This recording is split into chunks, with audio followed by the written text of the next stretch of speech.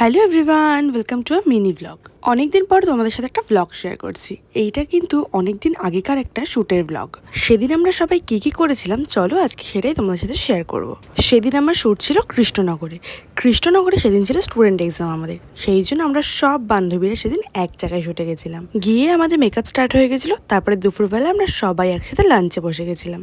Student exam থাকলে না আমরা বেশিরভাগ সব বান্ধবীরা একসাথে লাঞ্চে বসি। আর সেদিন আমাদের লাঞ্চের মেনু খুব ভালো ছিল, একদম ঘরোয়া খাবার। তো তারপর আফটার লাঞ্চ আমাদের হেয়ার স্টার্ট হয়ে গেছিল। আর হেয়ার করার পর আমি ফুল রেডি হয়ে লাইভের জন্য বসে পড়েছিলাম। এখানে সবাই লাইন দিয়ে বসে পড়েছিল লাইভে। তো অনেকজন ছিল মডেল। তো তারপর এক এক করে সবার লাইভ হলো।